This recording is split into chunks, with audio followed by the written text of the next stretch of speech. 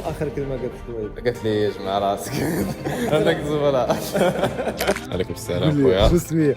سمية علي من القنيطرة. شو تقرا نمشي نقرا اللغة دابا الشينوية، موراها نمشي نكمل دراسة ندير انجينيور ميكانيك ان شاء الله. شو الشعور ديالك انت عارف؟ وراه كاين ستريس، ولكن ان شاء الله اكسيتي لهادشي اللي جاي ان شاء الله، ومستقبل يكون كبير ان شاء الله. فكر اول مره قررت تقرا شي شنو اللي كان خالعاك؟ اشاعات اللي كنتي كتسمع؟ كاينين بزاف ديال الحوايج اللي ما تعرفهمش، خص ضروري يجي لاجونس تعطيها لك ديك الساعه واش تقلب في السيتات، هادي يديك لهنا هادي يجيبك لهنا، ويسالوا عليك في الفيزا حتى هي شحال من حاجه باش تدفع. تما مشينا عندهم اللغه الشينويه باش عاد تكومونيكي مع الجامعه نيشان وتسنى ترد عليك. شي مرات يكونوا عندها العطل في هاد الوقيته دابا عندهم العطله ديال نيوير، حنا كنتسناو شهر وكتشوف بوحدك وراه حماقيش وراه تخلعش. شنو هي اكثر حاجه كانت خالعك؟ كولتور تكون مختلفه وزعما نيفو ديال لي زيتود. شنو صح شي واحد بغى يقرا في الشينوا مثلا ما عنده استطاعات بحال كيمشي مثلا بحال كندا ولا امريكان ولا كذا يمشي الشينوا. وقول لي كي كان الفراق مع الوالدين؟ كان صعيب شويه. شنو اخر كلمه قالت لك؟ قالت لي جمع راسك.